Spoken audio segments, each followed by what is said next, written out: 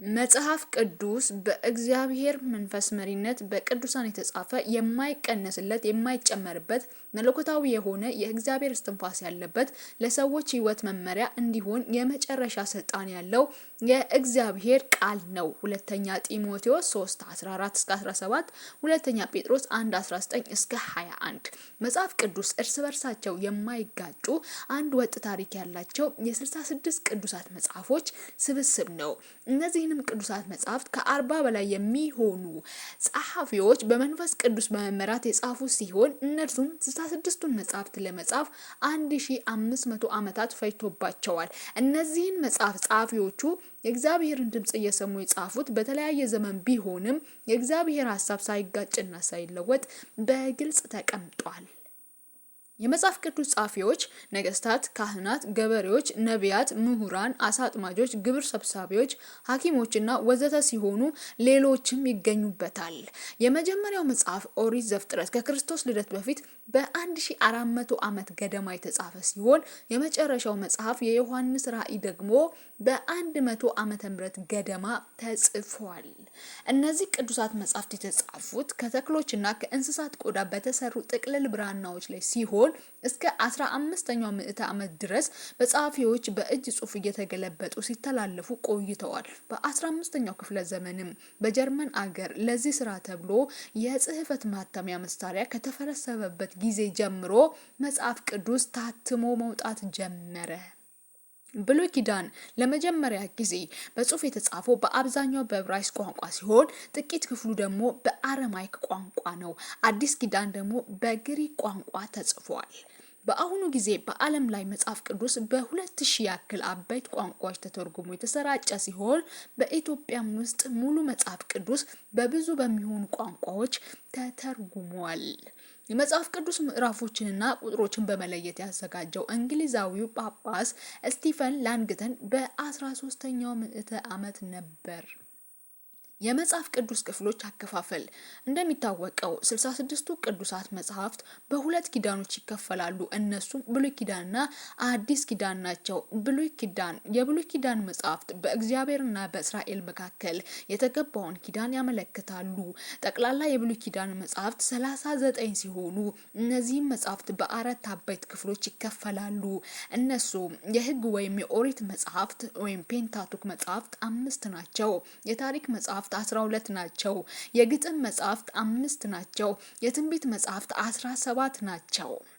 አዲስ ኪዳን የአዲስ ኪዳን መጽሐፍት በእግዚአብሔርና በቤተ ክርስቲያን መካከል የተገባውን ኪዳን ያመለክታሉ። ጠቅላላ የአዲስ ኪዳን መጽሐፍት 27 ሲሆኑ እነዚህም መጽሐፍት በአራት አበይት ክፍሎች ይከፈላሉ። እነሱም ወንጌላት መጽሐፍት 4 ናቸው። የታሪክ መጽሐፍ 1 ነው። የመልእክት መጽሐፍት 21 ናቸው። የትንቢት መጽሐፍ 1 መጽሐፍ ነው። ቀኖናዊነት መጽሐፍ ቅዱስ ወይም 66ቱ ቅዱሳት መጽሐፍት የእግዚአብሔር ቃል ስለመሆናቸው የሚረጋገጥበት መመዘኛ ወይም መለኪያ ሲሆን ይኸውም መንፈሳዊ ኃይላቸውንና ስህተት አልባነታቸውን የተረጋገጠላቸው መሆናቸውን የሚያረጋግጥልን ነው። በዚህ መሰረት የእምነት አባቶች ከብሉይ ኪዳን በ90 ዓመተ ምህረት 39 መጽሐፍት ቀኖናዊ መሆናቸውን፣ በአዲስ ኪዳን በ318 ዓመተ ምህረት 27 መጽሐፍት ቀኖናዊ መሆናቸውን፣ በጠቅላላ የመጽሐፍ ቅዱስ መጽሐፍት አሃዝ 66 ብቻ መሆናቸውን አረጋግጠው አሳልፈዋል። የመጽሐፍ ቅዱስ አብይ ርዕስ መጽሐፍ ቅዱስ እግዚአብሔር በክርስቶስ በኩል ለሰዎች ያዘጋጀው የዘላለማዊ ድነት ወይም የመዳን እቅድ ነው። የመጽሐፍ ቅዱስ ስልጣን በጣም ሰፊ እንደሆነ በብዙ ጥቅሶች አማካኝነት ተገልጿል። ዘዳግም 4:10 እንዲሁም 12:32 ምሳሌ 30 ቁጥር 5-6 ማቴዎስ 5:18-19 ገላትያ 3:15 ዕብራውያን 4:12 ራእይ 22:18-19 ስህተት አልባነቱ፣ በራሱ ኃይል መኖሩ፣ የህይወትና የእምነት መመሪያ መሆኑ፣ የእግዚአብሔር እስትንፋስ ያለበት የእግዚአብሔር ቃል መሆኑ፣ የማይቀነስለትና የማይጨመርበት፣ የማይለወጥ፣ የማይሻር፣ የማይደክም፣ የማይሻሻልና የማይታረም፣ ፍጹምና እርስ በርሱ የማይጣረስ መሆኑ፣ በመንፈስ ቅዱስ ስጦታዎች አማካኝነት ለማነጽ የሚተላለፉ ቃሎች ወይም መልእክቶች ሁሉ የሚፈተኑበት መመዘኛ መሆኑ መጽሐፍ ቅዱስን የሚስተካከሉና የሚተኩ መገለጦች የሉም። ስለዚህ ስብከት፣ ማስተማርና ሌሎች የቃሉ አገልግሎቶች ሁሉ የተጻፈውን ቃል በመንፈስ ቅዱስ አጋዥነት የሚያብራሩና የሚተረጉሙ እንጂ ሌላ አዲስ መገለጥ ፈጽሞ ሊሆኑ አይችሉም። የመጽሐፍ ቅዱስ ልዩ ባህሪ፣ መጽሐፍ ቅዱስ ከእግዚአብሔር የተሰጠ መገለጥ ነው። በቀጥተኛ መገለጥ ከእግዚአብሔር ተሰጠ። በመንፈስ ቅዱስ አነሳሽነት በቅዱሳን ሰዎች ተጻፈ። የመጽሐፍ ቅዱስ ጥቅም የእግዚአብሔርን እንድናውቀውና የሚያደርገንን ሌሎችም ለማሳወቅ የምንጠቀምበት መሳሪያ ነው። የእግዚአብሔርን በጎ ፍቃድ ለማወቅ የሚያስችለን ዋና ምንጭ ነው። የመዳን መንገድ የተገለጠበት ነው። ከዘላለም ሞት መዳን የሚቻልበትን አንድ መንገድ የሚያሳየን ነው። ከክፉ የጠላት ሐሳብ የምንድንበትን መንገድ የሚያሳየን ነው። ውስብስብ ከሆነው ከዓለም ስርዓት የምንድንበትን እውቀት የሚሰጠን ነው። የአማኞች መንፈሳዊና ስነ ምግባራዊ ህይወት መመሪያ ነው። አንደኛ ጢሞቴዎስ 4:11 እስከ 16 የእግዚአብሔር ሰዎች ያለፉባቸውን የእምነት ልምምዶች እያየን በቂ ትምህርት በመውሰድ በዘመናችን ውጤታማ እንድንሆን የሚያደርገንን የኑሮ መመሪያ የያዘ ነው። ሮሜ 15:4 ዕብራውያን 11:1 እስከ 40 የእግዚአብሔር ቃል የተገለጠባቸው ስያሜዎች መጽሐፍ ቅዱስ የእግዚአብሔር እስትንፋስ ያለበት ሕያው ቃል ነው። ይህም ቃል ደግሞ የሚሰራ ኃይል ያለው ሲሆን በተለያዩ ተምሳሌታዊ አባባሎች ተገልጿል። ቃሉ እሳት ነው፣ ያቃጥላል። ኤርምያስ 23:29 ቃሉ መዶሻ ነው፣ ያደቃል። ኤርምያስ 23:29 ቃሉ መንፈስ ነው፣ በመንፈስ ይስተዋላል። ዮሐንስ 6:63 ቃሉ ሰይፍ ነው፣ ይቆራርጣል። ኤፌሶን 6:18 ዕብራውያን 4:12 እስከ 13 ቃሉ ወተት ነው፣ ያሳድጋል። አንደኛ ጴጥሮስ 2:2 እስከ 3 ዕብራውያን 5:12 እስከ 13 ቃሉ ዘር ነው፣ ያድጋል፣ ይበዛል። አንደኛ ጴጥሮስ 1:23 ዮሐንስ 10:10 ቃሉ መስታወት ነው፣ ያሳያል። ያዕቆብ 1:23 እስከ 25 ቃሉ መብራት ነው፣ ያበራል። መዝሙር 119:105 ቃሉ ምግብ ነው፣ ያበረታል። አንደኛ ጴጥሮስ 2:21 አንደኛ ቆሮንቶስ 3:2 ሮሜ 10:17 ቃሉ ውሃ ነው፣ ያጥባል። ኤፌሶን 5:2 ዮሐንስ 15:3 ዮሐንስ 17:17 መዝሙር 105:5 እስከ 9 ቲቶ 3:5 እስከ 8 ዕብራውያን 10:29 ቃሉ ወርቅ ነው፣ ስህተት የለውም። መዝሙር 19:7 እስከ 10 ቃሉ ማር ነው፣ ይጣፍጣል። መዝሙር 19:10 ራእይ 10:10 ቃሉ መህልቅ ነው፣ ያጸናል።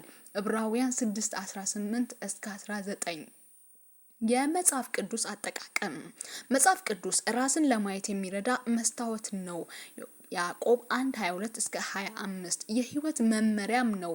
በውስጡም ያለው የእግዚአብሔር ቃል የሰዎችን ህይወት ከመለወጡም በተጨማሪ ሙሉነት ያለው መሳሪያ ነው። ይኸውም ሌሎችን ለማስተማርና ለመስበክ የሚጠቅም መሳሪያ ነው። ሁለተኛ ጢሞቴዎስ 2:15 ፊልጵስዩስ 2:15 የሀገርንና የህዝብን ታሪክ ለመለወጥና ፍጥረትን ለማስተዳደር የሚያስችል ጉልበት ያለው መሳሪያ ነው።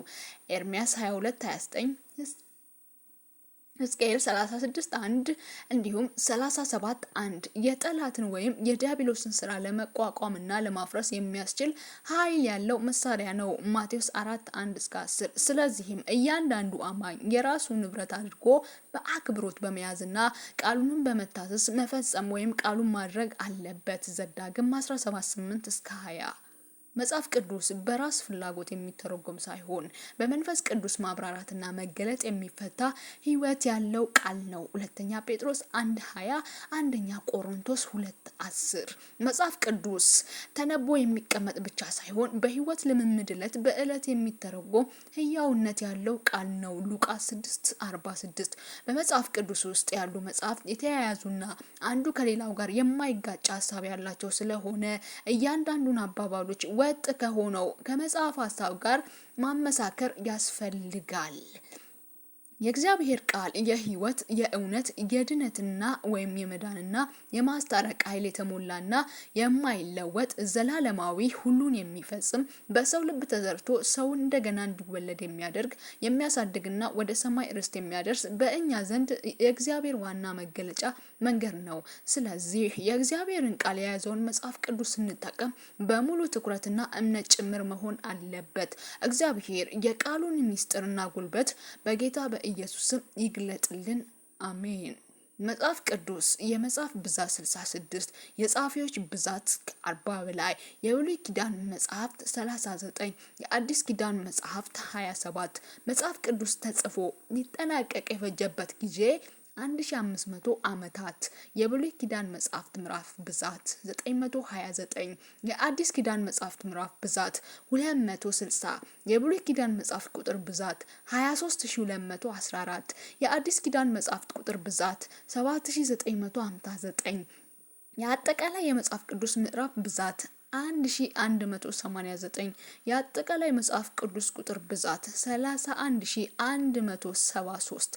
ይህ መጽሐፍ ሁሉ ስለ አዳኙ ስለ ኢየሱስ ያወራል።